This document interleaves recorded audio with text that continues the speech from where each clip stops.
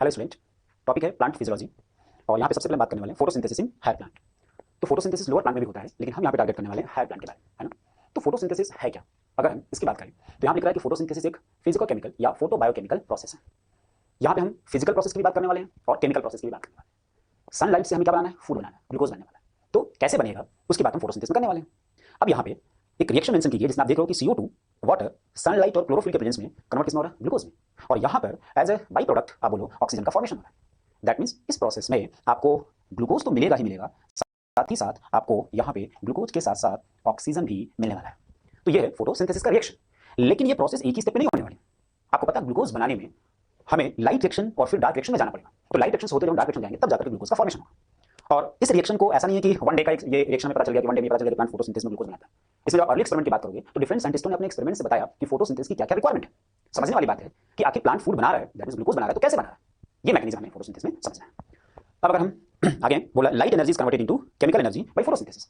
Photosynthesis में क्या होगा? जो लाइट एनर्जी है, जो लीफ पे आ रही है, उससे हम क्या बनाएंगे? Chemical energy. हमें एटीपी मिलने वाला है, हमें ग्लूकोज मिलने वाला है फोटोसिंथेसिस से। फोटोसिंथेसिस एक एनाबॉलिक प्रोसेस है। क्या है? Anabolic process. दैट मींस इस प्रोसेस में हमें ग्लूकोज मिलने वाला है। हम यहाँ पे ग्लूकोज के फॉर्मेशन की बात करने वाले हैं, दैट मींस ये एनाबॉलिक प्रोसेस। नेक्स्ट, हम ग्लूकोज बना रहे हैं तो यहाँ पे हमें एनर्जी देनी पड़ रही है, दैट मींस ये प्रोसेस क्या हो जाएगा? एंडरगोनिक।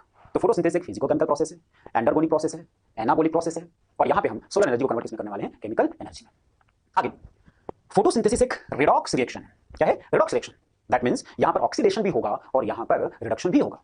ऑक्सीडेशन किसका होगा? रिडक्शन किसका होगा? तो आप जानते हो कि यहाँ पर जो CO2 है इसका रिडक्शन होगा और जो वाटर है इसका ऑक्सीडेशन होगा। तो CO2 का रिडक्शन और वाटर का ऑक्सीडेशन। हम जानते हैं कि वाटर का जब ब्रेकडाउन होगा तो इससे आपको जो हाइड्रोजन निकलेगा उसको CO2 एक्सेप्ट करके कन्वर्ट किसमें होगा? ग्लूकोज में। ठीक है। तो इस तरह से हम फोटोसिंथेसिस के डेफिनेशन की बात करते हैं कि है क्या फोटोसिंथेसिस। अब मैंने आपसे बोला था कि ये जो रिएक्शन आया है वो ऐसा नहीं है कि एक ही दिन का एक्सपेरिमेंट और आपको पता चल गया कि फोटोसिंथेसिस रिएक्शन है क्या।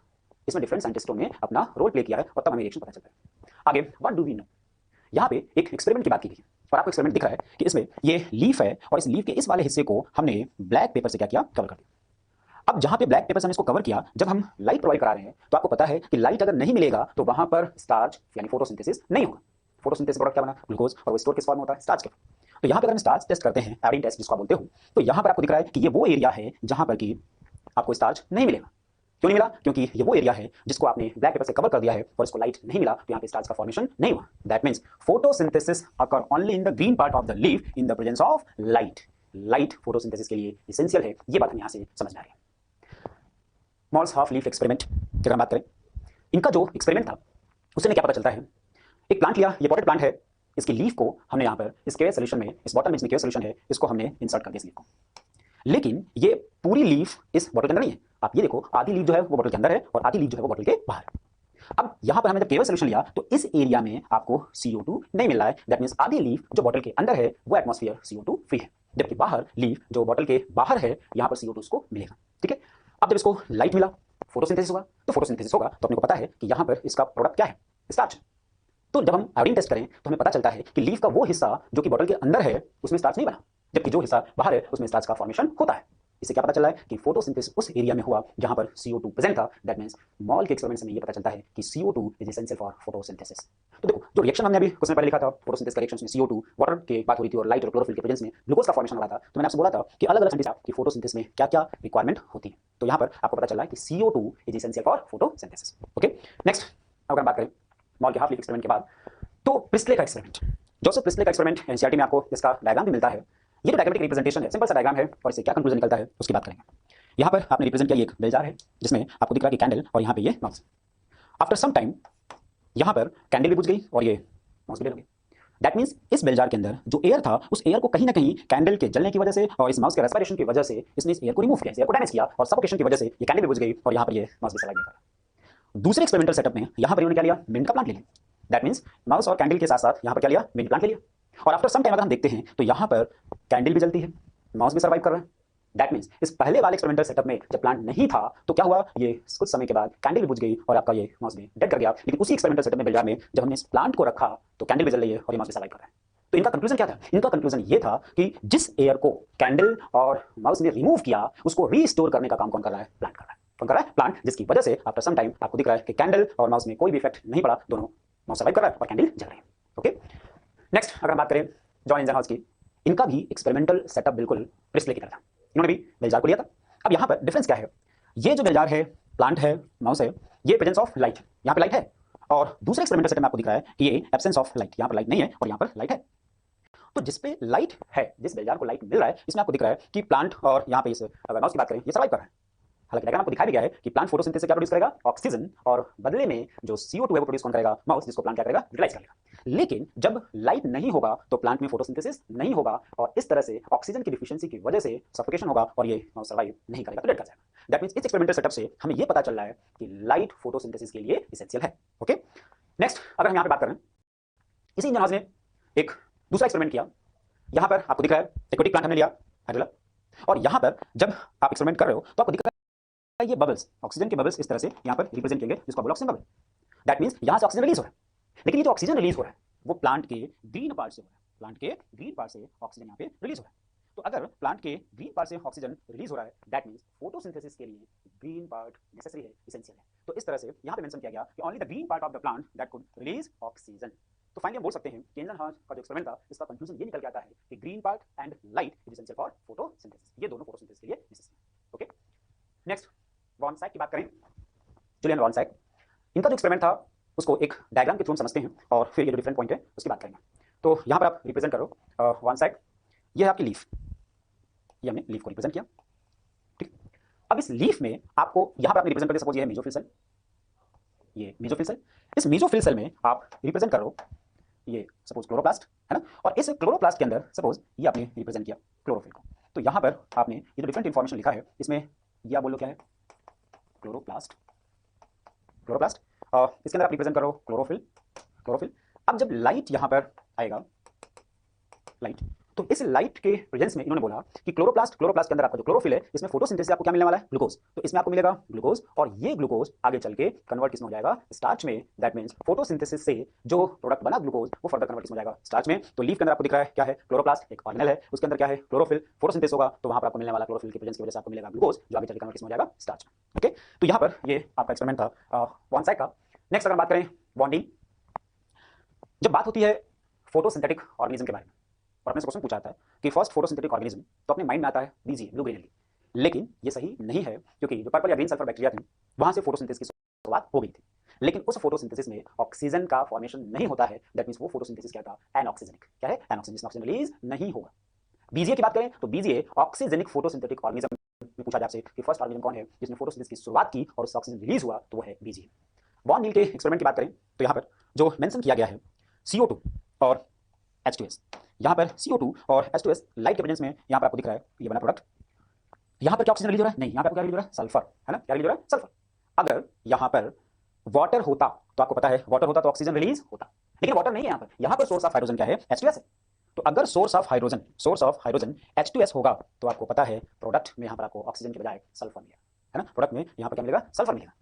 और अगर ये फर्स्ट फोटोसिंथेटिक ऑर्गेनिज्म है, बिल्कुल है, लाइट ग्लूकोज बनाएगा ये, लेकिन ऑक्सीजन रिलीज नहीं हो रहा है। तो वॉन नील ने बोला कि अगर CO2 के ब्रेकडाउन से ऑक्सीजन रिलीज होता तो यहाँ पर ऑक्सीजन रिलीज होना चाहिए था, लेकिन ऑक्सीजन रिलीज नहीं हुआ। दैट मींस CO2 के ब्रेकडाउन से ऑक्सीजन रिलीज नहीं होता है, वाटर के ब्रेकडाउन से ऑक्सीजन रिलीज होता है। इसलिए फोटोसिंथेसिस में जब सोर्स ऑफ हाइड्रोजन वाटर हुआ तब जाकर के ऑक्सीजन रिलीज हुआ। नेक्स्ट आपके सामने है रॉबर्ट हिल। क्या है, रॉबर्ट हिल का एक्सपेरिमेंट। रॉबर्ट हिल के एक्सपेरिमेंट की अगर हम बात करें, जो आगे चल के हम हिल रिएक्शन भी आपने सुना होगा, लाइट रिएक्शन में भी आप इनकी बात करते हो। तो यहाँ पर जो एक्सपेरिमेंटल सेटअप है ये क्या है, क्या रिप्रेजेंट कर रहा है, इसकी बात करें।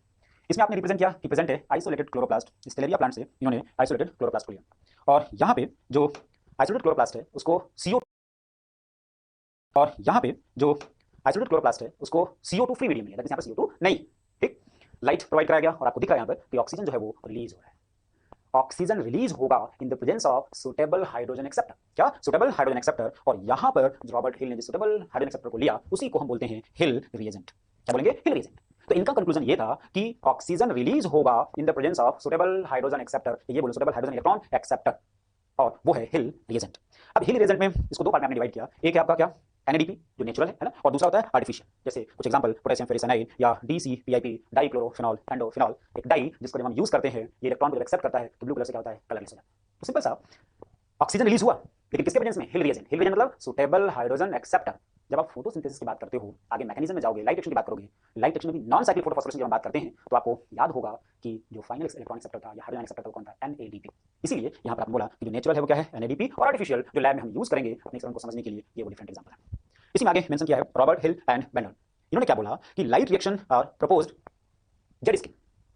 आपको पता है जेड स्कीम जेड से क्यों मिलता है, तो आपको बताया जाएगा। तो जेड स्कीम को जो लाइट रिएक्शन का ही पार्ट है, इसको प्रपोज किसने किया था, रॉबर्ट हिल और बेंडल। तो ये अर्ली एक्सपेरिमेंट में हमने यहाँ पे बात किया किसके बारे में, रॉबर्ट हिल के बारे में। नेक्स्ट है रूबेन एंड कनन।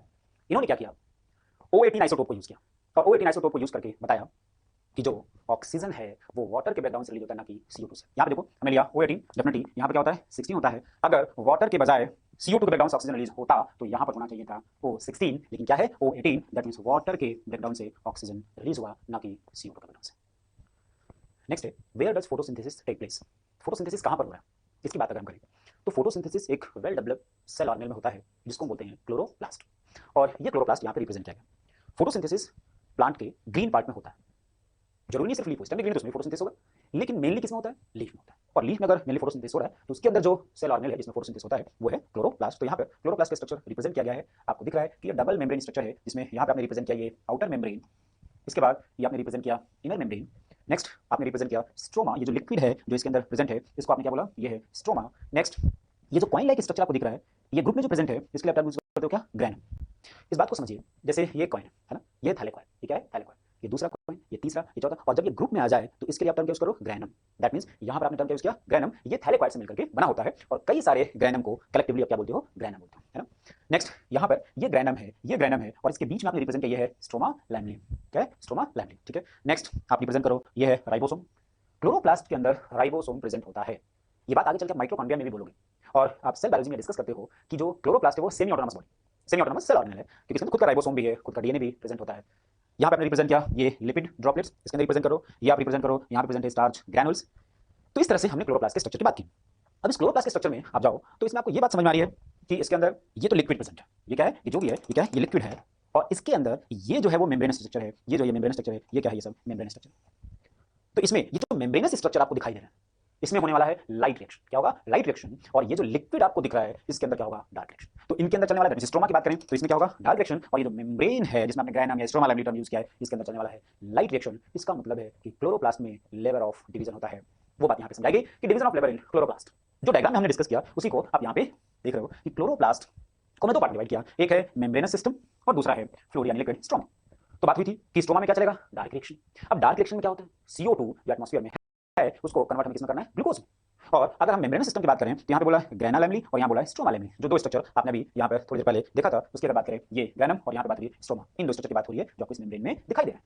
तो इसका मतलब है कि जो ग्रैना लैमिनी है और स्ट्रोमा लैमिनी इसमें तो चलने वाला है लाइट रिएक्शन और स्ट्रोमा में चलने वाला है डार्क रिएक्शन। अब सवाल ये है कि अगर लाइट रिएक्शन में होता क्या, तो हम यहाँ पर डिटेल में मैकेनिज्म तो डिस्कस कर नहीं रहे, लेकिन कुछ पॉइंट डिस्कस कर सकते हैं। लाइट रिएक्शन में क्या होने वाला है, लाइट रिएक्शन आप जानते हो कि वाटर का ब्रेकडाउन होगा in the presence of light, जिसमें ऑक्सीजन रिलीज होगा। दूसरा पॉइंट जो सोलर एनर्जी है उससे हमें मिलने वाला आगे चल के ATP और NADPH+। दैट मीन जो प्रोडक्ट ऑफ लाइट रिएक्शन है वो क्या था, product of light reaction oxygen है, ATP और NADPH+, जिसमें आप जानते हो कि ऑक्सीजन होगा वो एटमॉस्फेयर में चला जाएगा, प्लांट के पास क्या होगा, ATP और NADPH+। अब ये जो प्रोडक्ट है लाइट रिएक्शन का जो कहां चल रहा है, मेम्ब्रेनस सिस्टम में, चाहे वो ग्रैनम लैमिनी हो चाहे वो स्ट्रोमा लैमिनी, ग्रैनम लैमिनी चाहे वो स्ट्रोमा लैमिनी, इस प्रोडक्ट को हम यूटिलाइज कहां करेंगे, डार्क रिएक्शन में जो कहां चल रहा है, स्ट्रोमा में। और इस डार्क रिएक्शन में क्या करोगे आप, इस डार्क रिएक्शन में product of light reaction that means ATP और NADPH+ के प्रेजेंस में हम CO2 को कन्वर्ट करने वाले हैं ग्लूकोज में। तो ये प्रोसेस डार्क रिएक्शन स्ट्रोमा में चलने वाला है, और यहाँ पर लाइट रिएक्शन में जो बात करें वो कहां चलेगा, मेम्ब्रेनस सिस्टम में, दैट मींस क्लोरोप्लास्ट के अंदर लेवल ऑफ डिवीजन है, कौन सा काम कहां पर होगा ये फिक्स है, ये यहाँ पर मेंशन किया है। इसी बात को जो हमने डिस्कस किया इस डायग्राम से यही रिप्रेजेंट किया गया कि यहाँ पर ये क्या है, सनलाइट है ना। अब ये सनलाइट ये मेम्ब्रेनस सिस्टम रिप्रेजेंट किया गया, वाटर का ब्रेकडाउन हुआ, क्या मिला अपने को, ऑक्सीजन, और क्या मिलेगा, ATP, और क्या मिलेगा, NADPH+। यही तो है product of light reaction, oxygen, ATP, NADPH+, ये आपका प्रोडक्ट ऑफ लाइट रिएक्शन लिखा है। और ये ऑक्सीजन कहां चला गया, एटमॉस्फेयर में, ATP और NADPH+ की बात करें तो ये किधर जाएगा, डार्क रिएक्शन में, और डार्क रिएक्शन कहां होगा, स्ट्रोमा में। अब डार्क रिएक्शन में होगा क्या, तो इसमें रिप्रेजेंट किया आपने कि CO2 product of light reaction के प्रेजेंस में कन्वर्ट किसमें होगा, शुगर, ग्लूकोज, जो आगे चल के कन्वर्ट हो जाएगा किसमें, स्टार्च में। तो इस तरह से फिर इससे आपको क्या मिला, ADP इनऑर्गेनिक फॉस्फेट NADP, और ये फिर NADP+ कन्वर्ट किसमें हो जाएगा, लाइट रिएक्शन के थ्रू किसमें, ATP और NADPH+ में। तो इस तरह से ये प्रोसेस चलता रहता है, ये आपने इस डायग्राम में रिप्रेजेंट किया। तो लेबर ऑफ डिवीजन क्लोरोप्लास्ट में होता है, लाइट रिएक्शन मेम्ब्रेनस सिस्टम में, डार्क रिएक्शन स्ट्रोमा में। मेम्ब्रेनस सिस्टम में जब लाइट रिएक्शन चलेगा तो उसका प्रोडक्ट होगा ATP, NADPH+, ऑक्सीजन जो एटमॉस्फेयर में चला जाएगा। प्रोडक्ट ऑफ लाइट रिएक्शन जो डार्क रिएक्शन में जाकर बोला जाए तो वह ATP, NADPH+, और इसी प्रोडक्ट ऑफ लाइट रिएक्शन के प्रेजेंस में इस डार्क रिएक्शन में CO2 कन्वर्ट किसमें होगा, ग्लूकोज में। ये ATP कैसे बना या CO2 ग्लूकोज में कैसे कन्वर्ट हुआ वो हम मैकेनिज्म में आगे डिस्कस करने वाले हैं। ओके, नेक्स्ट है अलाइनमेंट ऑफ क्लोरोप्लास्ट। जो क्लोरोप्लास्ट है उस क्लोरोप्लास्ट का अलाइनमेंट होता है, अरेंजमेंट होता है। आप जब बोलते हो मीजोफिल सेल, ये मैंने रिप्रेजेंट किया, ये मीजोफिल सेल। तो इस मीजोफिल सेल के अंदर क्लोरोप्लास्ट, सपोज आपने रिप्रेजेंट किया ये क्लोरोप्लास्ट, इन क्लोरोप्लास्ट का अरेंजमेंट है, ये क्लोरोप्लास्ट का अरेंजमेंट है, अलाइनमेंट है। किस लिए है? जो अवेलेबल लाइट है, जो प्लांट को मिल रहा है, उसको ऑप्टिमाइज करने के लिए ये क्लोरोप्लास्ट का अरेंजमेंट होता है मीजोफिल सेल में। तो यहाँ पे अरेंजमेंट के बिहाफ पे अगर हम बात करें तो इसको हम 3 कैटेगरी में डिवाइड करते हैं। आपको डायग्राम दिखा भी गया, पैरास्ट्रोफी फर्स्ट, एपिस्ट्रोफी और एपोस्ट्रोफी। Parastrophe, epistrophe, apostrophe. जब लाइट की इंटेंसिटी ज्यादा होगी, हाई लाइट इंटेंसिटी, तो यहाँ पर आपको दिख रहा है कि जो, तो यहाँ पे मेंशन है how many pigments are involve in photosynthesis. वो कौन कौन से पिगमेंट हैं डिफरेंट टाइप्स के जो फोटोसिंथेसिस में इन्वॉल्व होते हैं। तो यहाँ पर आपने बोला क्लोरोफिल, दूसरा आपने बोला कैरोटिनॉइड और तीसरा आपने बोला फाइकोबिलिन। क्लोरोफिल, कैरोटिनॉइड और फाइकोबिलिन, ये वो 3 पिगमेंट हैं जो आप यहाँ पर डिस्कस करने वाले हो। अब एक एक करके कि क्लोरोफिल क्या है, कितने टाइप का होता है, या अगर हम बात करें कैरोटिनॉइड इसका डिफरेंट टाइप है, या फाइकोबिलिन इसका डिफरेंट टाइप है, वो एक एक करके हमें डिस्कस करना है। क्लोरोफिल में पहला पॉइंट है ग्रीन कलर पिगमेंट। क्या है? ग्रीन कलर का होता है। हम जानते हैं लीफ ग्रीन कलर की जिस पिगमेंट की वजह से होता है वो पिगमेंट क्या है? क्लोरोफिल है। Light is required for their synthesis. इसके फॉर्मेशन के लिए लाइट इसेंशियल है। ये वाटर में सोल्यूबल नहीं है, सोल्यूबल इन ऑर्गेनिक सॉल्वेंट, ये ऑर्गेनिक सॉल्वेंट में सोल्यूबल है। तो पूछा जाए तो कौन सा पिगमेंट है जिसके फॉर्मेशन के लिए लाइट इसेंशियल है? क्लोरोफिल। क्या ये वाटर में सोल्यूबल है? नहीं है। अब यहाँ पे chlorophyll are of following types. Chlorophyll different type का होता है, chlorophyll A, chlorophyll B, chlorophyll C, chlorophyll D, chlorophyll E, different types chlorophyll. लेकिन अगर हम हायर प्लांट की बात करने वाले हैं तो इसमें क्लोरोफिल ए और क्लोरोफिल बी प्रेजेंट होता है। That means chlorophyll different types का होता है, लेकिन हमारे लिए जो इंपॉर्टेंट है वो क्लोरोफिल ए है और क्लोरोफिल बी है। तो क्लोरोफिल ए और बी का क्या स्ट्रक्चर है ये भी डिस्कस करना होगा, यहाँ से क्या क्वेश्चन बनता है ये भी हमें डिस्कस करना होगा। तो बात होती है क्लोरोफिल। अब यहाँ पे अगर हम क्लोरोफिल के डिफरेंट टाइप्स की जैसे बात करें थे ए, बी, सी, डी और ई, इसमें अपने लिए इंपॉर्टेंट है क्लोरोफिल ए और क्लोरोफिल बी। हायर प्लांट में क्लोरोफिल ए और क्लोरोफिल बी मेनली प्रेजेंट होता है। यहाँ पे बोला क्या है? Universal pigment, that means found in all oxygen liberating photosynthetic organism. वो ऑर्गेनिज्म जिनमें फोटोसिंथेसिस ऑक्सीजन का फॉर्मेशन हो रहा है उन सभी में क्लोरोफिल प्रेजेंट होगा। तो that means oxygen liberating photosynthetic organism का यूनिवर्सल पिगमेंट क्या है? क्लोरोफिल ए है। दूसरी तरफ बात करें क्लोरोफिल बी, एसेसरी पिगमेंट। आगे जब हम फोटो सिस्टम की बात करेंगे तो आप उसमें रिएक्शन सेंटर और लाइट हार्वेस्टिंग कॉम्प्लेक्स या एसेसरी पिगमेंट की बात करते हैं। तो उसी केस में यहाँ पे बात की गई है कि ये क्या है? Accessory photosynthetic pigment. ये हायर प्लांट में मिलता है और एल्गी वगैरह में भी मिलता है, ये ग्रेनाइट में भी मिलता है। दैट मीन्स हायर प्लांट में मेनली क्लोरोफिल ए और क्लोरोफिल बी है। इसके अलावा भी क्लोरोफिल होते हैं, जैसा कि बोला गया chlorophyll C, chlorophyll D, chlorophyll E. जब हम एल्गी की बात करते हैं तो आप याद होगा हम एल्गी का क्लासिफिकेशन जब करते हैं तो एक प्लेटफॉर्म ये होता है कि on the basis of pigment and reserve food material algae को हम डिफरेंट क्लास में डिवाइड करते हैं। तो ये जो सी है, डी है, ई है, ये भी क्लोरोफिल पिगमेंट है, लेकिन हमें मेनली टारगेट करना क्लोरोफिल ए पर और क्लोरोफिल बी। इसका मतलब क्लोरोफिल ए और क्लोरोफिल बी अपने इंपॉर्टेंट है, इसका क्या स्ट्रक्चर है, इसका क्या फॉर्मूला है, यहाँ से भी क्वेश्चन बनता है। तो यहाँ पे जो फोटोसिंथेटिक पिगमेंट है इसमें सबसे पहले क्लोरोफिल ए की बात करें तो रिप्रेजेंट किया इसका फॉर्मूला C55H72O5N4 एन, सारे के सारे एसेसरी पिगमेंट। आगे एब्जॉर्प्शन स्पेक्ट्रम, एब्जॉर्प्शन स्पेक्ट्रम की अगर बात करें, क्या लाइट का एब्जॉर्प्शन सिर्फ क्लोरोफिल ए, क्लोरोफिल बी और कैरोटिनॉइड करता है? ऐसा नहीं, और भी पिगमेंट करते हैं, लेकिन मैंने पहले क्लियर कर दिया एनसीईआरटी ने मेनली टारगेट किया क्लोरोफिल ए, क्लोरोफिल बी और कैरोटिनॉइड का, और वही डायग्राम यहाँ पे रिप्रेजेंट किया है। जो लाइट का एब्जॉर्प्शन हो रहा है उसको यहाँ पे देखते हैं। एब्जॉर्प्शन स्पेक्ट्रम की बात की गई है और यहाँ पे ग्राफिकल रिप्रेजेंटेशन दिखाया गया है। इधर आपने रिप्रेजेंट किया absorption of light chloroplast pigment, और उसमें क्लोरोप्लास्ट में क्लोरोफिल ए, क्लोरोफिल बी और कैरोटिनॉइड की बात की गई, और इधर आपने रिप्रेजेंट किया wavelength of light, that means VIBGYOR 400 से लेकर के 700 नैनोमीटर जिसमें फोटोसिंथेसिस होता है, जिसको बोलते हो PAR, फोटोसिंथेटिक एक्टिव रेडिएशन। तो ये डिफरेंट पिगमेंट लाइट को एब्जॉर्ब कर रहे हैं, तो उनके एब्जॉर्प्शन स्पेक्ट्रम को यहाँ पर रिप्रेजेंट किया गया। यहाँ पर ये क्लोरोफिल ए की बात की गई है, इसका ये ग्राफिकल रिप्रेजेंटेशन है। तो क्लोरोफिल ए का पीक हमें मेनली एक यहाँ पे दिख रहा है और एक यहाँ पे दिख रहा है ना। दैट मीन्स यहाँ पर अगर हम बात करें, ये मैंने रिप्रेजेंट किया ये ब्लू रीजन, और यहाँ पे मैं रिप्रेजेंट कर रहा हूँ ये है रेड रीजन। तो क्लोरोफिल ए का पीक कहाँ दिख रहा है? ब्लू लाइट में, और नेक्स्ट पीक कहाँ दिख रहा है? रेड लाइट में। ओके, क्लोरोफिल बी की बात करें तो इसने भी पीक किधर दिखाया है? ब्लू लाइट में, और फिर पीक किधर दिखा रहा है? रेड लाइट में। कैरोटिनॉइड की अगर बात करें तो आपको दिख रहा है carotenoid shorter wavelength of light को एब्जॉर्ब कर रहा है। दैट मींस अगर वेवलेंथ ज्यादा हुआ तो उसका एब्जॉर्ब नहीं कर रहा है। शॉर्टर वेवलेंथ ऑफ लाइट को एब्जॉर्ब कौन करता है? कैरोटिनॉइड। ओके, तो अब इस ग्राफिकल रिप्रेजेंटेशन से जो क्वेश्चन बनता है उसकी बात करें, अगर मैं इन तीनों के कंपैरिजन के बिहाफ पे बात करूं कि क्लोरोफिल ए, कैरोटिनॉइड और क्लोरोफिल बी में सबसे ज्यादा ब्लू लाइट का एब्जॉर्प्शन कौन कर रहा है, तो आपको दिख रहा है क्लोरोफिल बी कर रहा है। ओके, कंफ्यूज नहीं होना, यहां से क्वेश्चन बनता है और कंफ्यूजन में क्वेश्चन गलत कर देते हैं। क्लोरोफिल ए, कैरोटिनॉइड और क्लोरोफिल बी के कंपेरिजन से क्वेश्चन पूछा जाए कि इन तीनों में सबसे ज्यादा ब्लू लाइट का एब्जॉर्प्शन कौन करता है, तो क्लोरोफिल बी होगा, और इन तीनों में सबसे ज्यादा रेड लाइट का एब्जॉर्प्शन कौन करता है, तो क्लोरोफिल ए होगा। ओके, लेकिन अगर मैं आपसे ये पूछूं कि नहीं क्लोरोफिल ए इंडिविजुअली बात करूं, क्लोरोफिल ए किस वेवलेंथ ऑफ लाइट का एब्जॉर्ब ज्यादा करेगा, तो यहां पर आप बोलोगे ब्लू लाइट। दूसरे नंबर पे क्या है? Red light. या अगर मैं आपसे बोलूं कि क्लोरोफिल बी इंडिविजुअली किस लाइट को ज्यादा एब्जॉर्ब करेगा, तो क्लोरोफिल बी ज्यादा एब्जॉर्प्शन दिखा रहा है ब्लू लाइट, और सेकंड पे किस में दिख रहा है? Red light. तो individually chlorophyll A blue light maximum absorption, और सेकंड पे किस में? Red light. ओके, लेकिन अगर कंपैरिजन में बात करें कि इन तीनों पिगमेंट में से कौन सा पिगमेंट है जो ब्लू लाइट का एब्जॉर्प्शन सबसे ज्यादा दिखाता है, तो वो क्लोरोफिल बी होगा, या रेड लाइट का एब्जॉर्प्शन कौन ज्यादा दिखाता है, तो वो क्लोरोफिल ए होगा। तो यहां पर आपने रिप्रेजेंट किया है एब्जॉर्प्शन स्पेक्ट्रम। अब अगर लाइट को एब्जॉर्ब किया तो एब्जॉर्प्शन के बाद एक्शन होगा, वर्क होगा। और आपको पता है फोटोसिंथेसिस में जब लाइट रिएक्शन होता है, वाटर का ब्रेकडाउन होता है, तो ऑक्सीजन रिलीज होता है। तो एक्शन को क्या हम ऑक्सीजन रिलीज से जोड़ सकते हैं? बिल्कुल जोड़ सकते हैं। तो आपने यहाँ पे रिप्रेजेंट किया क्या, रेट ऑफ फोटोसिंथेसिस। क्या है, रेट ऑफ फोटोसिंथेसिस, ब्रैकेट आप लिख दिया मेजर्ड बाय ऑक्सीजन रिलीज, यानी जितना ज्यादा ऑक्सीजन रिलीज होगा रेट ऑफ फोटोसिंथेसिस उतना ज्यादा होगा। कुछ इस तरह की बात यहाँ पे की है। और यहाँ पे वही पहले की तरह है वेवलेंथ ऑफ लाइट, तो इधर है वेवलेंथ ऑफ लाइट और यहाँ पर है रेट ऑफ फोटोसिंथेसिस, और ये ग्राफिकल रिप्रेजेंटेशन दिखाया गया। डेफिनेटली यहाँ पर ये पीक दिख रहा है ब्लू लाइट और यहाँ पर नेक्स्ट पीक है रेड लाइट का। तो ब्लू और रेड लाइट में आपको पीक दिख रहा है। यानी इस ग्राफिकल रिप्रेजेंटेशन से एक बात ये समझ में आ रही है कि जो एक्शन है रेट ऑफ फोटोसिंथेसिस है वो मेनली ब्लू लाइट और रेड लाइट में देखने को मिला है। ओके, अगर हम थोड़ा सा पहले आए क्लोरोफिल ए और क्लोरोफिल बी की बात करें तो शायद ग्रीन रीजन में विबग्योर, इधर वेवलेंथ की बात हो रही है, विबग्योर आएगा, आपको दिख रहा है ग्रीन लाइट में शायद क्लोरोफिल ए और क्लोरोफिल बी ने एब्जॉर्प्शन किया ही नहीं, आप बिल्कुल नीचे। लेकिन जब एक्शन की बात हो रही है तो यहां पर ये ग्राफ थोड़ा ऊपर है, दैट मींस यहां पर भी फोटोसिंथेसिस हुआ है। अब ये कराया किसने, इसके लिए हम अगले ग्राफ की तरफ आने वाले हैं। यानी अगर मैं इसको बोलूं कि ये है ग्राफ आपका ए, इसको बोलूं ये है ग्राफ आपका बी, तो नेक्स्ट ये है ग्राफ सी। ये सी ग्राफ को हमने रिप्रेजेंट किया। एनसीईआरटी का डायग्राम है, यहां पर रेट ऑफ फोटोसिंथेसिस और ये एब्जॉर्प्शन को रिप्रेजेंट किया गया है। तो क्या यहां पर ब्लू लाइट और यहां पर ये मान लो रेड लाइट है, क्या यहां पर ब्लू लाइट और रेड लाइट में एब्जॉर्प्शन पहले ज्यादा हुआ था क्लोरोफिल ए के थ्रू? बिल्कुल।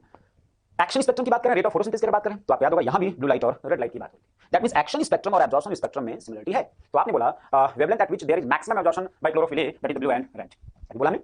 आगे reason also so high rate of photosynthesis, अगर एब्जॉर्प्शन ज्यादा हो रहा है तो उसमें रेट ऑफ फोटोसिंथेसिस बोला है ज्यादा होगा, ठीक है। Hence, we can conclude the chlorophyll A is the chief pigment associated with photosynthesis.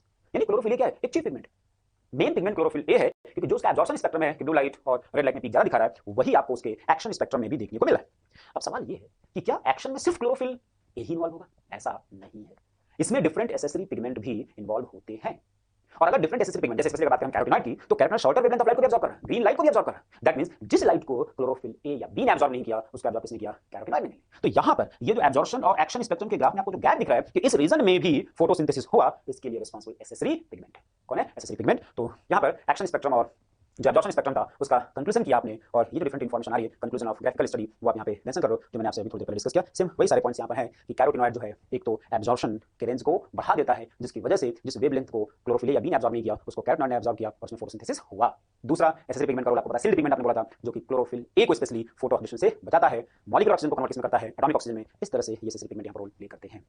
अगर ये एसेसरी है तो सवाल ये है कि मेन पिगमेंट कौन होगा, तो वो होगा क्लोरोफिल ए। ओके, एंगलमैन का एक्सपेरिमेंट जो हमने अभी थोड़ी देर पहले एक्शन स्पेक्ट्रम की बात की थी, उसी एक्शन स्पेक्ट्रम को यहाँ पर भी आपको देखने को मिलने वाला है। इन्होंने क्या किया, ये प्रिज्म की हेल्प से डिफरेंट वेवलेंथ की लाइट, दैट मींस 400 से 700 ये इन्होंने प्रोवाइड कराया एल्गी को, क्लैडोफोरा। तो ये है क्लैडोफोरा, है ना, और यहाँ पर इन्होंने रिप्रेजेंट कर दिया ये है एरोबिक बैक्टीरिया, जिसको रेस्पिरेशन के लिए क्या चाहिए, ऑक्सीजन चाहिए।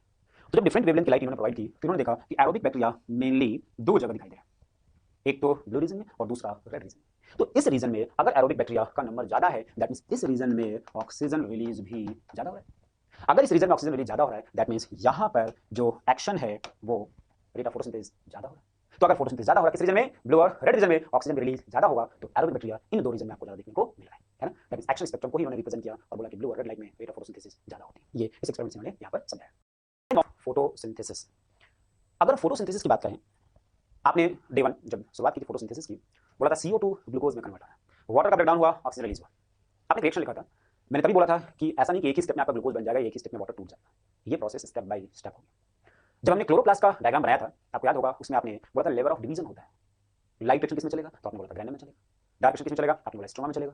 तो आपने बोला जो फ्लूइड है, जो लिक्विड है, उसमें चलेगा डार्क रिएक्शन, और जो मेम्ब्रेनस स्ट्रक्चर था उसमें चलने वाला आपका light reaction. That means light reaction होता है और डार्क रिएक्शन होता है। तो यहाँ पे मैकेनिज्म में आपने बोला लाइट रिएक्शन और ये डार्क रिएक्शन, लाइट रिएक्शन कहाँ होगा और डार्क रिएक्शन कहाँ होगा, ये बात हम पहले भी कर चुके हैं। नेक्स्ट है what is light reaction. Light reaction है क्या, हम इसमें क्या करने वाले हैं? तो यहाँ पे लाइट एब्जॉर्प्शन, लाइट रिएक्शन है तो लाइट का एब्जॉर्प्शन करना होगा, वाटर स्प्लिटिंग, वाटर का ब्रेकडाउन होगा, ऑक्सीजन रिलीज होगा, और high energy chemical intermediate like ATP और NADPH का फॉर्मेशन होगा। Basically product of light reaction में 3 पॉइंट आता है, ATP, NADPH+ और ऑक्सीजन। ये कैसे मिला, ये हम मैकेनिज्म में डिस्कस करते हैं। तो light reaction, dark reaction, light reaction आपने बोला लीफ ने लाइट को एब्जॉर्ब किया, वाटर का ब्रेकडाउन हुआ, ऑक्सीजन रिलीज हुआ, ATP और NADPH+ का फॉर्मेशन हुआ। ये प्रोसेस डिफरेंट कैसे होगा वो भी डिस्कस नहीं कर रहे हैं, हम ये डिस्कस कर रहे हैं कि लाइट रिएक्शन में क्या क्या होने वाला है, कैसे होगा वो हम आगे डिस्कस करेंगे। डार्क रिएक्शन वैसे ही स्ट्रोमा में होगा, क्या होगा, CO2 कन्वर्ट किसमें होगा, ग्लूकोज में। तो CO2 को ग्लूकोज में कन्वर्ट करने के लिए हमें ATP और NADPH+ की रिक्वायरमेंट होगी, जो प्रोडक्ट ऑफ लाइट रिएक्शन। क्या है, product of light reaction. Okay, अब नेक्स्ट अगर हम बात करें तो एक एक्सपेरिमेंट है red drop Emerson enhancement effect. First और सेकंड फोटो सिस्टम की जो बात हमने की है वो उसके फंक्शन के बिहाफ पर नहीं बोला कि फोटोसिंथेसिस में जो पहले इन्वॉल्व होगा वो फोटो सिस्टम फर्स्ट होगा और जो बाद में इन्वॉल्व होगा फोटो सिस्टम सेकंड। ये इनकरेक्ट है। फर्स्ट और सेकंड फंक्शन के बिहाफ पर नहीं, उसके डिस्कवरी के बिहाफ पर बोला गया है। यानी जो सबसे पहले खोजा गया वो फोटो सिस्टम फर्स्ट है और जो बाद में खोजा गया वो फोटो सिस्टम सेकंड है। ओके, अब इस फोटो सिस्टम को यहाँ पर डायग्राम से रिप्रेजेंट किया गया। देखो यहाँ पर अभी तक जो हमने पढ़ा एक बार फिर से उसको समराइज कर लें, पिगमेंट की यहाँ पे बात हो रही है। तो आपने बोला कि ये लीफ, यहाँ पे लीफ की बात है, ये आपने रिप्रेजेंट किया सपोज ये लीफ है ना, ठीक है। अब इस लीफ में आपने रिप्रेजेंट किया कि ये है मीजोफिल सेल, ये ऐसे आपने रिप्रेजेंट किया मीजोफिल सेल को, ठीक है। इस मीजोफिल सेल में प्रेजेंट है क्लोरोप्लास्ट, सपोज ये एक डायग्राम है, ये क्लोरोप्लास्ट। इस क्लोरोप्लास्ट के अंदर प्रेजेंट है आपका, या डायग्राम में रिप्रेजेंट किया था, ये मैंने रिप्रेजेंट कर दिया सपोज ये थैलेकॉइड ग्रैनम, और उस ग्रैनम में एक कॉइन लिख सकते हैं, उसको बोलते हैं थैलेकॉइड। इस थैलेकॉइड में ये तो हो गया ल्यूमेन, और ये हो गया थैलेकॉइड की मेम्ब्रेन, है ना। और आपको पता होगा कि यहाँ पे आपने और टर्म यूज किया था स्ट्रोमा, क्या था स्ट्रोमा। लीफ, लीफ के अंदर मीजोफिल सेल, मीजोफिल सेल के अंदर ये क्या था क्लोरोप्लास्ट, क्लोरोप्लास्ट, क्लोरोप्लास्ट के अंदर स्ट्रोमा, और ये मेम्ब्रेन जिसको हमने बोला थैलेकॉइड, थैलेकॉइड में ल्यूमेन है और थैलेकॉइड की मेम्ब्रेन है। ये जो थैलेकॉइड की मेम्ब्रेन है इसमें प्रेजेंट होता है आपका पिगमेंट। जो पिगमेंट है वो किसमें प्रेजेंट है, थैलेकॉइड के मेम्ब्रेन में। तो उन पिगमेंट्स का भी अरेंजमेंट है जिसके लिए आप टर्म यूज करो फोटो सिस्टम या पिगमेंट सिस्टम, जो दो तरह का होता है, आपने बोला फोटो सिस्टम फर्स्ट और फोटो सिस्टम सेकंड। तो इस बात को समझो, लीफ, मीजोफिल सेल, क्लोरोप्लास्ट। क्या उस मीजोफिल सेल में भी क्लोरोप्लास्ट का अरेंजमेंट था? बिल्कुल। या तो आपने टर्म यूज किया था पैरास्ट्रोफी, एपिस्ट्रोफी और एपोस्ट्रोफी। फिर उस क्लोरोप्लास्ट का तो अरेंजमेंट है ही है। क्लोरोप्लास्ट के अरेंजमेंट के साथ साथ जो क्लोरोप्लास्ट के अंदर थैलेकॉइड है, उस थैलेकॉइड के मेम्ब्रेन में जो पिगमेंट प्रेजेंट है उसका भी एक पर्टिकुलर अरेंजमेंट होता है, फोटो सिस्टम या पिगमेंट सिस्टम इसको बोलते हैं। तो यहाँ पर आपने वही रिप्रेजेंट किया कि ये ग्रैनम है, इस ग्रैनम से हमने एक ये थैलेकॉइड उठाया है ना, और इस थैलेकॉइड के मेम्ब्रेन को रिप्रेजेंट किया। तो ये थैलेकॉइड का मेम्ब्रेन है, ये थैलेकॉइड की मेम्ब्रेन है। इस मेम्ब्रेन में ये आपने रिप्रेजेंट किया पिगमेंट, ये पिगमेंट प्रेजेंट है। यहाँ पर जो कैविटी होता है उसको बोलते हैं क्या, लेमन, वही आपने यहाँ पे भी रिप्रेजेंट किया था, ये लेमन है। तो ये लेमन है, ये थैलेकॉइड की मेम्ब्रेन है। इसी मेम्ब्रेन के अंदर क्या प्रेजेंट है, पिगमेंट मॉलिक्यूल, ये पिगमेंट मॉलिक्यूल प्रेजेंट होगा। अब उसमें आपने बोला quantosome, pigment system, photo system को हम पहले क्या बोलते थे, क्वांटोसोम। और एक क्वांटोसोम में 250 से लेकर के 400 पिगमेंट मॉलिक्यूल प्रेजेंट होते हैं। ये भी पूछा सकता है कि क्वांटोसोम में कितने पिगमेंट प्रेजेंट होंगे, तो 250 से 400 मॉलिक्यूल्स। अब सवाल ये है कि जो पिगमेंट है उन पिगमेंट्स का पर्टिकुलर क्या है, अरेंजमेंट है। वो जो अरेंजमेंट है वो है क्या, उसमें क्या क्या प्रेजेंट होगा, वो पॉइंट हमें डिस्कस करना होगा। तो आपने बोला पिगमेंट मॉलिक्यूल है। अब बताओ, अगर हम हायर प्लांट की बात करते हैं तो क्लोरोफिल में कौन सा क्लोरोफिल होगा, क्लोरोफिल ए होगा और क्लोरोफिल बी होगा, प्लस कैरोटीनॉइड होगा। तो पिगमेंट में तो हायर प्लांट में प्रेजेंट होगा, पर उनका अरेंजमेंट क्या होगा वो फोटो सिस्टम में डिस्कस करोगे। तो आपने बोला पिगमेंट मॉलिक्यूल, पिगमेंट मॉलिक्यूल में आपने बोला एलएससी, लाइट हार्वेस्टिंग कॉम्प्लेक्स, और लाइट हार्वेस्टिंग कॉम्प्लेक्स के साथ साथ प्रेजेंट होगा रिएक्शन सेंटर, यानी लाइट हार्वेस्टिंग कॉम्प्लेक्स है और क्या है, रिएक्शन सेंटर है। अब इसमें आपने रिप्रेजेंट किया एनसीईआरटी का डायग्राम है कि ये लाइट आया, ये लाइट को एब्जॉर्ब कौन कर रहा है, एलएससी, लाइट हार्वेस्टिंग कॉम्प्लेक्स, और फिर मूव करके कहां जाएगा, रिएक्शन सेंटर के पास जाएगा, रिएक्शन सेंटर के पास। यानी लाइट हार्वेस्टिंग कॉम्प्लेक्स और रिएक्शन सेंटर आपको देखने को मिलता है फोटो सिस्टम में, जो दो तरह का था, फोटो सिस्टम फर्स्ट और फोटो सिस्टम सेकंड। यहाँ पे on the basis of reaction centre there are two type of photosystem, क्या क्या था, फर्स्ट और सेकंड। रिएक्शन सेंटर में वेवलेंथ ऑफ लाइट क्या था, फर्स्ट में 700 और सेकंड में 680 पिगमेंट को रिप्रेजेंट करता है। These are named in the sequence of their discovery and not in the sequence in which they function during the light reaction। अभी थोड़ी देर पहले बात हुई थी कि इनका नाम डिस्कवरी के बिहाफ पर लिया गया फर्स्ट और सेकंड, ना कि फंक्शन के बिहाफ पे। ओके, अगर एक प्लांट आपने यहाँ पे रिप्रेजेंट किया जिसको लाइट बिलो 680 नैनोमीटर या 680 दिया जाए तो क्या होगा, आपने बोला फोटो सिस्टम फर्स्ट और सेकंड दोनों काम करें। लेकिन अगर लाइट मोर देन 680 दिया जाए तो केवल फोटो सिस्टम फर्स्ट काम करेगा, यानी 680 या उससे कम वेवलेंथ की लाइट दोगे तो दोनों फोटो सिस्टम काम कर रहा है। और अगर हम 680 नैनोमीटर से ज्यादा वेवलेंथ लाइट देंगे तो फोटो सिस्टम फर्स्ट काम करेगा। सिंपल सा लॉजिक है कि मान लो ये मैंने रिप्रेजेंट किया, सपोज ये रिएक्शन सेंटर है ना, ये रिएक्शन सेंटर, और ये आप रिप्रेजेंट करो एलएसए, लाइट हार्वेस्टिंग कॉम्प्लेक्स। ये लाइट वेवलेंथ आपने बोला 680 या उससे कम, जब हम ये देंगे तो ये वेवलेंथ ऑफ लाइट, ये लाइट डिफरेंट एलएसए मॉलिक्यूल से होते हुए कहां आएगा, रिएक्शन सेंटर तक आएगा। अब जब ये रिएक्शन सेंटर तक आएगा तो आप बताओ लाइट की एनर्जी, जब ये पिगमेंट लाइट को अब्जॉर्ब करते हुए एक स्टेप से दूसरे स्टेप, दूसरे एलएसए मॉलिक्यूल से नेक्स्ट एलएसए मॉलिक्यूल से ट्रांसफर करके आगे आएगा तो एनर्जी कम होगी। और अगर एनर्जी कम होगी तो वेवलेंथ बढ़ेगा, दैट मींस आगे चल के 680 से बढ़ते बढ़ते 700 भी मिल सकता है, और इस कंडीशन में फोटो सिस्टम फर्स्ट भी काम करेगा। तो सेकंड के साथ साथ फर्स्ट भी काम करेगा अगर 680 या उससे कम वेवलेंथ की लाइट हम प्रोवाइड कराएं, और अगर 680 से ज्यादा प्रोवाइड कराओगे तो फर्स्ट, क्योंकि बढ़ते बढ़ते तो वो 700 की तरफ जाएगा, जिसमें फोटो सिस्टम फर्स्ट एक्टिव होता है। तो फोटो सिस्टम फर्स्ट में reaction centre of wavelength of light क्या है, 700, और फोटो सिस्टम सेकंड की बात करें तो उसमें 680 wavelength of light reaction centre में प्रेजेंट होता है। अब सवाल ये है कि ये होता कहां पर, फर्स्ट और सेकंड। तो इसके लिए आपको याद रखना होगा वो क्लोरोप्लास्ट का डायग्राम, जिसमें आपने बोला था कि स्ट्रोमा भी होता है और थैलेकॉइड, ग्रैना या स्ट्रोमा लैमिनी भी होता है, मेम्ब्रेन और स्ट्रोमा की बात हुई थी। तो क्या लाइट रिएक्शन मेम्ब्रेन में होता है, बिल्कुल। तो अगर हम फोटो सिस्टम फर्स्ट और सेकंड के लोकेशन की बात करें तो एक बात तो तय है कि फर्स्ट और सेकंड क्लोरोप्लास्ट के मेम्ब्रेनस स्ट्रक्चर में ही प्रेजेंट होंगे। अब कहां होंगे उसकी बात करें, आप कहते हो ये थैलेकॉइड, ये थैलेकॉइड, ये थैलेकॉइड, ये थैलेकॉइड, ये थैलेकॉइड, और अगर ये थैलेकॉइड दूसरे के साथ है तो उसके लिए हम टर्म यूज करेंगे ग्रैनम, क्या बोलेंगे, ग्रैनम। अब आप ये बताओ कि अगर ये ग्रैनम है तो ये वाला पार्ट क्या था, नॉन एप्रेस्ड, ये क्या है, नॉन, समझते हैं, नॉन एप्रेस्ड, ये एप्रेस्ड, ये एप्रेस्ड, ये एप्रेस्ड पार्ट, यानी इसको हम दो पार्ट डिवाइड करें, ये नॉन एप्रेस्ड, ये एप्रेस्ड, ये एप्रेस्ड, ये एप्रेस्ड। तो जो नॉन एप्रेस्ड पार्ट है इसकी बात करूं उसमें फोटो सिस्टम फर्स्ट, क्या है, फोटो सिस्टम फर्स्ट, और जो एप्रेस्ड पार्ट होता है उसमें फोटो सिस्टम सेकंड होता है, ठीक है। दैट मींस जो ग्रैनम थैलेकॉइड है, ग्रैनम है, उसमें फोटो सिस्टम फर्स्ट भी है और फोटो सिस्टम सेकंड भी है। Photo system first non appressed part में है, जबकि photo system second appressed part में प्रेजेंट है। स्ट्रोमा थैलेकॉइड या स्ट्रोमा लैमिनी, उसमें फोटो सिस्टम फर्स्ट होता है। दैट मीन्स आप ये बोल रहे हो कि यहाँ पर आपने ये डायग्राम से रिप्रेजेंट किया है, इस डायग्रामेटिक रिप्रेजेंटेशन की अगर हम बात करें तो आपने बोला कि ये है आपका एप्रेस पार्ट, ये एप्रेस पार्ट है, इस एप्रेस पार्ट में क्या है, फोटो सिस्टम सेकंड है, और यहाँ पर ये जो है नॉन एप्रेस पार्ट, इसमें फोटो सिस्टम फर्स्ट। तो नॉन एप्रेस पार्ट में क्या प्रेजेंट है, फोटो सिस्टम फर्स्ट, और जो एप्रेस पार्ट उसमें प्रेजेंट है फोटो सिस्टम सेकंड। ओके, और ये जो स्ट्रोमा लैमली है इसमें प्रेजेंट होता है फोटो सिस्टम फर्स्ट। क्या है, photo system first. That means photo system first का पोजीशन है stroma lamellae, photo system first और सेकंड ये दोनों प्रेजेंट होता है ग्रैनम थैलेकॉइड में। उस ग्रैनम थैलेकॉइड के नॉन एप्रेस पार्ट में प्रेजेंट है फोटो सिस्टम फर्स्ट और एप्रेस पार्ट में प्रेजेंट होता है फोटो सिस्टम सेकंड। तो इसकी पोजीशन होगी। अब इस फोटो सिस्टम में आएगा क्या, वो आपने यहाँ पे रिप्रेजेंट किया कि जो फोटो सिस्टम फर्स्ट उसमें क्या होगा, रिएक्शन सेंटर, और रिएक्शन सेंटर में वेवलेंथ ऑफ लाइट क्या होगा भाई, 700। इसके साथ उसमें एलएससी होगा, फोटो सिस्टम फर्स्ट तो एलएससी फर्स्ट ऐसे बोला गया। इसमें लाइट हार्वेस्टिंग पिगमेंट एलएचपी और प्रोटीन बाउंडेड होता है। उसी तरह से फोटो सिस्टम सेकंड की बात करें, reaction centre, wavelength of light क्या होगा, 680। अगर फोटो सिस्टम सेकंड की बात हो रही है तो LHC second light harvesting complex second होगा, और इसमें उसी तरह से एलएचपी और प्रोटीन होगा। तो यहां पर हमने फोटो सिस्टम की बात की। अब एक बार फिर से इसको समराइज करते हैं। फोटो सिस्टम दो तरह का, फर्स्ट सेकंड। फर्स्ट का पोजीशन कहां पर है, तो आपने बोला फर्स्ट जो होगा वो स्ट्रोमा थैलेकॉइड में भी होगा और ग्रैनम थैलेकॉइड के नॉन एप्रेस पार्ट में भी होगा। Okay, photo system second stroma lamellae में प्रेजेंट नहीं होगा, वो सिर्फ ग्रैनम थैलेकॉइड के एप्रेस पार्ट में होगा। फोटो सिस्टम फर्स्ट हो चाहे फोटो सिस्टम सेकंड, उसमें रिएक्शन सेंटर और एलएससी होता है।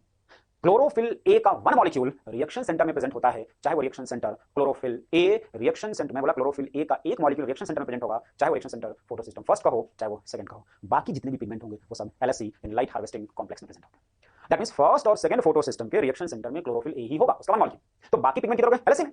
दूसरा पॉइंट, रिएक्शन सेंटर में तो क्लोरोफिल ए है फर्स्ट और सेकंड में, लेकिन वेवलेंथ ऑफ लाइट दोनों में डिफरेंस है। फर्स्ट में आपने बोला कि 700 नैनोमीटर है, सेकंड में आपने बोला 680 नैनोमीटर। तो ये फोटो सिस्टम या पिगमेंट सिस्टम की बात हमने की, कहां पर प्रेजेंट है, इसमें क्या क्या इसका कैरेक्टर है, कौन कौन से पिगमेंट कहां पे प्रेजेंट है, ये हमने यहाँ पे डिस्कस किया। इन पिगमेंट्स के बारे में आपने बोल दिया फोटो सिस्टम। ये फोटो सिस्टम क्लोरोप्लास्ट के अंदर है, क्लोरोप्लास्ट के अंदर कहां पर, थैलेकॉइड के मेम्ब्रेन में है। उस क्लोरोप्लास्ट का भी अरेंजमेंट है मीजोफिल सेल में, जिसके लिए आपने वो तीन टर्म पहले यूज किया। तो इस तरह से क्या हमने पिगमेंट की बात कर ली। अगर हमने पिगमेंट की बात कर ली तो अब हमें फोटोसिंथेसिस में लाइट एक्शन के मैकेनिज्म को टारगेट करना होगा। आपने बोला लाइट एक्शन क्या होता है, तो बोला आपने एटीपी मिलने वाला है, NADPH+ मिलने वाला है, ऑक्सीजन मिलने वाला है, तो कैसे मिलेगा, अब उसको हमें टारगेट करना होगा। इसके लिए आपने यहाँ पर फोटोफॉस्फोराइलेशन, इस टर्म को अगर हम डिफाइन करें, फोटो मतलब लाइट, तो एडीपी और inorganic phosphate, ADP inorganic phosphate ये कन्वर्ट किसमें होगा, एटीपी में, in the presence of light. तो एडीपी इनऑर्गेनिक फॉस्फेट के साथ मिल करके in the presence of light किसमें कन्वर्ट होगा, एटीपी में। और ये कैसे होगा ये हम यहाँ पर डिस्कस करना। इसके लिए इसके टाइप की अगर हम बात करते हैं तो एक है नॉन साइक्लिक और एक है साइक्लिक। नॉन साइक्लिक और साइक्लिक, तो यहाँ पे नॉन साइक्लिक और साइक्लिक की अगर हम बात करें, नॉन साइक्लिक दूसरा है साइक्लिक, तो सबसे पहले हम टारगेट किसको करते हैं, नॉन साइक्लिक। ठीक है, सवाल ये है कि चाहे साइक्लिक हो चाहे नॉन साइक्लिक हो, एक बात तो तय है कि एटीपी मिलेगा फोटोफॉस्फोरेशन की बात होती है। अगर इलेक्ट्रॉन साइक्लिक मैनर में रोटेट करे तो ये है साइक्लिक फोटोफॉस्फोरेशन, और अगर ऐसा नहीं है तो इसको हम बोलेंगे नॉन साइक्लिक फोटोफॉस्फोरेशन। तो सवाल ये है कि नॉन साइक्लिक फोटोफॉस्फोरेशन कैसे होगा, क्या क्या प्रोसेस होगी, इसको हमें डिस्कस करना। तो बात हो रही नॉन साइक्लिक फोटोफॉस्फोरेशन, सबसे पहले इसी की शुरुआत करें। फर्स्ट पॉइंट है both photosystem first and second are involve. अभी डायग्राम आपको दिख जाएगा। It occurs on membrane of granum thylakoid, चाहे वो साइक्लिक हो चाहे वो नॉन साइक्लिक। इन दोनों में सबसे पहले अगर हम बात करें नॉन साइक्लिक की, तो इतना हमें पता है कि दोनों मेम्ब्रेन में ही चलने वाला है। ये कहां चला नॉन साइक्लिक, तो बोला ग्रैनम थैलेकॉइड के मेम्ब्रेन में। Photolysis of water take place, water का ब्रेकडाउन होगा इसमें। फोटोलाइसिस ऑफ वाटर के बाद ऑक्सीजन रिलीज होगा, वाटर टूटेगा तो ऑक्सीजन रिलीज होगा। ATP and NADPH synthesize take place, यानी एटीपी और NADPH2 का भी फॉर्मेशन होगा। तो ये जो भी डिफरेंट पॉइंट यहाँ पर मेंशन किया गया है ये आपको डायग्राम में दिखने वाला है। तो डेफिनेटली डायग्राम को समझने के बाद अगर हम इन पॉइंट की बात करेंगे तो याद करना अपने लिए इजी होगा, है ना। तो सबसे पहले यहाँ पे बात करें नॉन साइक्लिक फोटोफॉस्फोरेशन का डायग्राम यहाँ पे रिप्रेजेंट किया गया, और इस डायग्राम को एक्सप्लेन करते हैं। यहाँ पर आपने बोला ये लाइट फोटो सिस्टम सेकंड पे आया, तभी लाइट फोटो सिस्टम फर्स्ट पे आया। याद होगा आपने बोला था कि फर्स्ट और सेकंड फंक्शन के भी आपने बोला था, डिस्कवरी के भी पर फंक्शन तो दोनों साथ साथ दिख रहे हैं, तो दोनों काम एक साथ करने वाले हैं। लाइट अगर गिरा फोटो सिस्टम सेकंड पे तो वही सेम लाइट यहाँ पे आ रहा फोटो सिस्टम फर्स्ट पे। तो थोड़ा स्ट्रक्चर की बात कर लें, ये आपने रिप्रेजेंट किया थैलेकॉइड की मेम्ब्रेन, तो आपने बोला ये थैलेकॉइड की मेम्ब्रेन है। इस मेम्ब्रेन के अंदर ये जो कैविटी है इसको आपने क्या बोला, लेमन। तो सब कुछ जो चल रहा है वो कहाँ पे चल रहा है वो आप यहाँ पे रिप्रेजेंट करो। तो ये थैलेकॉइड की मेम्ब्रेन होगी और ये हो गया लेमन, ठीक है।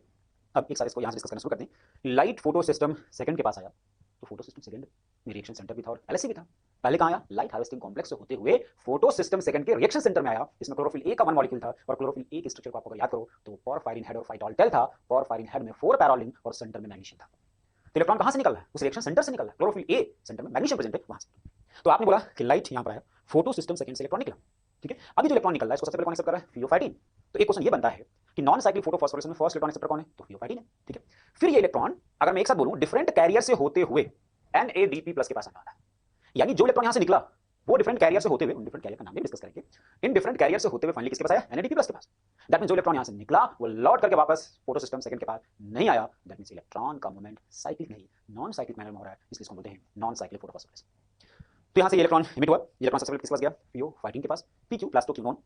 यहां पर 2 पॉइंट याद रखना, PQ एक मोबाइल हाइड्रोजन कैरियर है, PQ एक मोबाइल हाइड्रोजन कैरियर है और PC एक मोबाइल इलेक्ट्रॉन कैरियर है। मोबाइल हाइड्रोजन कैरियर बोलने का मतलब जो हाइड्रोजन आयन और इलेक्ट्रॉन दोनों को कैरी करेगा। तो PQ मोबाइल हाइड्रोजन कैरियर है और PC एक मोबाइल इलेक्ट्रॉन कैरियर है। तो 2 points, plastocyanin mobile electron carrier है और PQ एक मोबाइल हाइड्रोजन कैरियर है। तो अगर आपसे पूछा जाए कि नॉन साइक्लिक फोटोफॉस्फोरिलेशन में मोबाइल हाइड्रोजन कैरियर कौन है, तो प्लास्टोक्विनोन, और मोबाइल इलेक्ट्रॉन कैरियर कौन है, तो प्लास्टोसाइनिन होगा। यहाँ पर आपने बोला PQ, फिर ये PQ यहाँ से हाइड्रोजन लिया, कन्वर्ट हो गया PQS2 में, फिर ये हाइड्रोजन यहाँ पर रिलीज हो रहा है ल्यूमन में, इलेक्ट्रॉन अगले इलेक्ट्रॉन एक्सेप्टर के पास गया और ये PQH2 कन्वर्ट हो गया PQ में। दैट मींस यहाँ पर जब इलेक्ट्रॉन मूव करके आगे बढ़ रहा है तो हाइड्रोजन आयन स्ट्रोमा से लिया गया और ट्रांसफर किधर कर दिया गया, ल्यूमन में। आपको पता है बाहर क्या है, स्ट्रोमा है। क्या है, स्ट्रोमा। तो यहाँ से हाइड्रोजन आयन स्ट्रोमा से किधर आने लगा, ल्यूमन में। हाइड्रोजन आयन मूव करके जाएगा ल्यूमन। ठीक है, आगे बढ़ते हैं। साइटोक्रोम B6, साइटोक्रोम F, इससे होते हुए electron PC plastocyanin mobile electron carrier बोला था। फिर फोटोसिस्टम फर्स्ट के पास गया, फोटोसिस्टम फर्स्ट के पास गया। फिर electron FeS iron sulphur protein, FD production और FNR फेरोडॉक्सिन NADP रिडक्टेज से होते हुए NADP प्लस के पास गया। क्या इलेक्ट्रॉन जो यहां से निकला वो लौट करके वापस आया, नहीं आया। तो पहला इलेक्ट्रॉन एक्सेप्टर कौन है, नॉन साइक्लिक में फर्स्ट इलेक्ट्रॉन एक्सेप्टर पूछा जाए तो आप बोलोगे FeO14 और last electron acceptor NADP plus. First electron acceptor कौन है, FeO14 और लास्ट इलेक्ट्रॉन एक्सेप्टर कौन है, NADP प्लस। ठीक है, अब ये NADP प्लस आपने रिप्रेजेंट किया कि ये इलेक्ट्रॉन और इधर स्ट्रोमा से इसने उठाया हाइड्रोजन आयन, मिलकर के ये कन्वर्ट हो गया किसमें, NADPHH प्लस। तो इस तरह से आपने यहाँ पे नॉन साइक्लिक फोटोफॉस्फोरेशन के डायग्राम को रिप्रेजेंट किया है। कुछ पॉइंट फिर से रिपीट करते हैं, फिर आगे कंसेप्ट की बात करेंगे। क्या नॉन साइक्लिक फोटोफॉस्फोरेशन में दोनों फोटो सिस्टम प्रेजेंट होता है, बिल्कुल। फर्स्ट भी है और सेकंड भी, यहाँ पे सेकंड, यहाँ पर फर्स्ट। जब लाइट आया तो इलेक्ट्रॉन यहाँ से भी निकला, इलेक्ट्रॉन यहाँ से भी निकला। तो आप बताओ जो इलेक्ट्रॉन यहाँ से निकला क्या वो लौट करके वापस आ रहा है, नहीं। तो क्या यहाँ पे इलेक्ट्रॉन की डिफिशियंसी होगी, बिल्कुल। अगर यहाँ पे इलेक्ट्रॉन की डिफिशियंसी होगी तो इस डिफिशियंसी को पूरा भी तो करना होगा, तभी तो वो कॉन्टिन्यूअस इलेक्ट्रॉन को प्रोड्यूस कर पाएगा। तो वो डिफिशियंसी पूरा कौन करता है, या अगर फोटो सिस्टम सेकंड से इलेक्ट्रॉन निकला उसी time light photo system first पे भी आया, यहाँ से इलेक्ट्रॉन निकला तो यहाँ पे इलेक्ट्रॉन की डिफिशियंसी होगी, उसको पूरा कौन करेगा। अब इस सिस्टम में आगे बढ़ते हैं। जब यहां से इलेक्ट्रॉन निकलता है और यहां पे इलेक्ट्रॉन की डिफिशियंसी हो जाती है, उसको पूरा करने के लिए वाटर का ब्रेकडाउन होता है in the presence of OEC, oxygen evolving complex. तो आपने यहां लिखा OEC, जो कि थाइलाकोइड के थाइलाकोइड में इनर साइड की तरफ है, ये प्रेजेंट टुवर्ड्स ल्यूमन। ल्यूमन नहीं बोला, ल्यूमन की तरफ है। अब इसके प्रेजेंस में यहां पर लिखा है वाटर ब्रेकडाउन। तो वाटर अगर टूटेगा तो हाइड्रोजन आयन भी निकलेगा, इलेक्ट्रॉन भी निकलेगा और ऑक्सीजन भी निकलेगा। तो यहां पर ये जो हाइड्रोजन आयन निकला वो किधर आ रहा है, ल्यूमन में। ऑक्सीजन तो आपको पता है एटमॉस्फेयर में चला जाएगा, और जो इलेक्ट्रॉन है इस इलेक्ट्रॉन को किसने ले लिया, फोटो सिस्टम सेकंड ने लिया। दैट मींस यहां पर जब वाटर का ब्रेकडाउन हुआ तो इससे जो इलेक्ट्रॉन निकला वो फोटो सिस्टम सेकंड के पास चला जाएगा और वहां पर जो इलेक्ट्रॉन की डिफिशियंसी है उसको पूरा कर देगा। तो अगर आपसे क्वेश्चन पूछा जाए कि फोटो सिस्टम सेकंड को इलेक्ट्रॉन कौन प्रोवाइड कराएगा, वाटर के ब्रेकडाउन से निकला हुआ इलेक्ट्रॉन, है ना। या अगर मैं आपसे ये पूछूं कि वाटर के ब्रेकडाउन से इलेक्ट्रॉन निकला उसका इमीडिएट एक्सेप्टर कौन है, तो बोलोगे photo system second, photosystem second. ठीक है, तो वाटर ब्रेकडाउन हुआ, हाइड्रोजन आयन निकला, वो किधर जाएगा, इस ल्यूमन में जाएगा। ठीक है, नेक्स्ट ऑक्सीजन फाइनली एटमॉस्फेयर में चला जाएगा और ये इलेक्ट्रॉन ये चला जाएगा फोटो सिस्टम सेकंड के पास। ठीक है, अब फोटो सिस्टम सेकंड से electron FeO14, PQ, cytochrome B6, F, PC, photo system first, FeS, FD, FNR और फिर NADP प्लस के बाद वो प्रोसेस रिपीट किया है। तो कहने का मतलब ये है कि शुरुआत में जब लाइट यहाँ पे आया photo system second, photosystem first, electron यहाँ से भी निकला, इलेक्ट्रॉन यहाँ से भी निकला, यहाँ से जो इलेक्ट्रॉन निकला फोटो सिस्टम फर्स्ट से, उसकी डिफिशियंसी को पूरा करता है फोटो सिस्टम सेकंड से निकला हुआ इलेक्ट्रॉन, और फोटो सिस्टम सेकंड से निकले हुए इलेक्ट्रॉन की डिफिशियंसी को पूरा करने के लिए वाटर का ब्रेकडाउन होगा, जिस इलेक्ट्रॉन जो निकला उसको एक्सेप्ट करेगा फोटो सिस्टम सेकंड। ओके, तो यहाँ पर ये रिप्रेजेंटेशन आपने रिप्रेजेंट किया। बेसिकली हमें ऐसा नहीं कि सारा कुछ स्टेप याद करना होगा कहां से इलेक्ट्रॉन कैसे घूमते आ रहा है, ये तो आपने डिफरेंट एक्सेप्टर को यहाँ पे रिप्रेजेंट किया है। अब इस नॉन साइक्लिक में जो इंपॉर्टेंट पॉइंट है थोड़ा उसकी बात कर रहे हैं। पहला, नॉन साइक्लिक में दोनों फोटो सिस्टम होता है, फर्स्ट भी होता है और सेकंड भी होता है। नॉन साइक्लिक में वाटर का ब्रेकडाउन होगा कि नहीं होगा, होगा टुवर्ड्स ल्यूमन। ठीक है, नॉन साइक्लिक में NADPHH प्लस का फॉर्मेशन होगा कि नहीं होगा, होगा। तो NADPHH प्लस भी बना, वाटर का ब्रेकडाउन भी हुआ, ऑक्सीजन रिलीज भी हुआ, फोटो सिस्टम फर्स्ट सेकंड दोनों प्रेजेंट है। ओके, अब यहां पर रिप्रेजेंट किया गया है एक एंजाइम है जिसका नाम है ATP सिंथेज या ATP। इसमें यहां पर F0 और F1 पार्टिकल को आपने रिप्रेजेंट किया है, और इस डायग्राम में आप ये दिखा रहे हो कि हाइड्रोजन आयन यहां से बाहर जा रहा है ना। तो हाइड्रोजन आयन के बाहर जाने की वजह से यहां पर आपने रिप्रेजेंट किया कि ADP इनऑर्गेनिक फॉस्फेट के साथ जुड़ा और कन्वर्ट हो गया ATP में। तो ये जो F1 पार्टिकल है यहां पर ADP इनऑर्गेनिक फॉस्फेट के साथ जुड़ता है और कन्वर्ट होता है ATP में, इसको बोलते हैं फोटोफॉस्फोराइलेशन। बात पहले हुई थी कि चाहे साइक्लिक हो चाहे नॉन साइक्लिक, ये तो टर्म इलेक्ट्रॉन के मूवमेंट के बिहाफ पर बोला गया है, ATP तो बनेगा। फिर बात करें फोटोफॉस्फोरेशन। तो क्या यहां पर आपको ATP मिला, बिल्कुल मिला। कैसे मिला, क्या मैकेनिज्म, वो डिस्कस नहीं हो रहा है अभी, बस ये डिस्कस कर रहे हैं कि यहां पर ATP मिलेगा। ओके, तो आपने बोला क्या नॉन साइक्लिक में ATP मिला, बिल्कुल मिला। क्या नॉन साइक्लिक में वाटर ब्रेकडाउन हुआ, बिल्कुल हुआ। क्या ऑक्सीजन रिलीज हो रहा है, NADPHH प्लस का फॉर्मेशन हो रहा है। क्या दोनों फोटो सिस्टम बिल्कुल फर्स्ट भी और सेकंड भी है। नेक्स्ट अगर आपसे पूछा जाए फर्स्ट इलेक्ट्रॉन एक्सेप्टर तो बोलोगे FeO14 और लास्ट इलेक्ट्रॉन एक्सेप्टर तो बोलोगे NADP प्लस। वाटर के ब्रेकडाउन से जो इलेक्ट्रॉन निकला उसका इमीडिएट एक्सेप्टर कौन है, फोटो सिस्टम सेकंड है। ओके, अब यहां पर ये कैसे ATP बना, ये पॉइंट अभी तक हमने डिस्कस नहीं किया, ये हमें डिस्कस करना है, और इसके लिए हम बात करने वाले हैं केमी ऑस्मोटिक हाइपोथेसिस। केमी ऑस्मोटिक हाइपोथेसिस का क्या कंसेप्ट है, पीटर मिटल ने इसको दिया था और नोबेल प्राइज भी इनको मिला इसके लिए। Mechanism of ATP formation chloroplast या माइटोकॉन्ड्रिया में कैसे होता है ये मैंने बताया था। अब पॉइंट ये है कि क्या क्या रिक्वायरमेंट है ATP बनाने के लिए, क्या क्या होना चाहिए। तो पहला पॉइंट आपने बोला कि मेम्ब्रेन होना चाहिए। सर डायग्राम में आपको थाइलाकोइड मेम्ब्रेन दिखाई दिया था, तो मेम्ब्रेन तो है, ठीक है। दूसरा पॉइंट प्रोटॉन पंप होना चाहिए, प्रोटॉन पंप होना चाहिए। तीसरा पॉइंट प्रोटॉन ग्रेडियंट होना चाहिए, प्रोटॉन ग्रेडियंट होना चाहिए। और चौथा point ATP synthase enzyme complex that means F0 F1 particle होना चाहिए। चाहिए। तो प्रोटॉन पंप हो, प्रोटॉन ग्रेडियंट हो, मेम्ब्रेन हो और एटीपी सिंथेज एंजाइम हो। जब हमने इससे पहले वाले डायग्राम में बात की थी तो क्या यहाँ पर इस डायग्राम में हमें ये मेम्ब्रेन दिखाई दिया? थैलेकोइड मेम्ब्रेन थी, है ना? थैलेकोइड की मेम्ब्रेन है। नेक्स्ट क्या यहाँ पर प्रोटॉन ग्रेडियंट अभी बात करेंगे। ये जो आप रिप्रेजेंट करो ये पीक्यू, ये प्रोटॉन पंप है जो हाइड्रोजन को पंप किधर करेगा? ल्यूमेन में। तो प्रोटॉन पंप भी है, मेम्ब्रेन भी है। ओके, फिर आपने बोला था क्या होना चाहिए? एटीपी सिंथेज या F0 F1 पार्टिकल, वो भी आपको दिखा यहाँ पर। तो ये आपका F0 F1 पार्टिकल भी है, ये मेम्ब्रेन भी है, प्रोटॉन पंप भी है जो हाइड्रोजन आयन को ल्यूमेन में पंप करेगा। और फिर आपने बोला प्रोटॉन ग्रेडियंट। ग्रेडियंट समझ में आ रहा है कि कहीं पर हाइड्रोजन का कंसंट्रेशन ज्यादा और कहीं पर कम होगा, इसकी बात। तो ये चारों पॉइंट यहाँ पर आपको मिल रहे हैं, लेकिन ग्रेडियंट अभी हमने यहाँ पर डिस्कस नहीं किया है, इसको हम नेक्स्ट डायग्राम से डिस्कस करने वाले हैं जो कि आपको यहाँ दिखा है। एनसीईआरटी का डायग्राम है और उस डायग्राम को आपने रिप्रेजेंट किया। सवाल ये है कि प्रोटॉन ग्रेडियंट जो टर्म आपने यूज किया, ये प्रोटॉन ग्रेडियंट डेवलप कैसे होता है, पहले इसकी बात करें। आपने बोला कि फोटो सिस्टम सेकंड, यहां मैंने लिया फोटो सिस्टम फर्स्ट, बीच में डिफरेंट इलेक्ट्रॉन एक्सेप्टर या हाइड्रोजन एक्सेप्टर को देखने को मिला। जब ये इलेक्ट्रॉन इस तरह से मूव करते हुए फोटो सिस्टम फर्स्ट से NADP प्लस के पास गया तो क्या उस दौरान ये PQ that means proton pump hydrogen ion को ल्यूमेन में पंप कर रहा था? अगर ऐसा है तो क्या ल्यूमेन में हाइड्रोजन आयन का कंसंट्रेशन बढ़ता जाएगा? बिल्कुल। दूसरा पॉइंट, आप याद होगा जब आपने बोला कि फोटो सिस्टम सेकंड से इलेक्ट्रॉन निकल गया तो दोबारा वापस नहीं आया। इस डिफिशियंसी को पूरा कौन कर रहा था? वाटर के ब्रेकडाउन से निकला इलेक्ट्रॉन। तो जब वाटर का ब्रेकडाउन हुआ उस दौरान आपको याद होगा इलेक्ट्रॉन जो निकला उसको तो ले लिया फोटो सिस्टम सेकंड में, लेकिन हाइड्रोजन आयन किधर आ गया? ल्यूमेन में। हाइड्रोजन किधर आया? ल्यूमेन में। तो हाइड्रोजन किधर आ रहा है? ल्यूमेन में। वाटर के ब्रेकडाउन से निकला हुआ electron sorry hydrogen ion towards lumen, electron photo system second के पास। नेक्स्ट ये स्टेप आपने बोला कि ये इलेक्ट्रॉन डिफरेंट एक्सेप्टर से होते हुए फाइनली गया NADP प्लस के पास।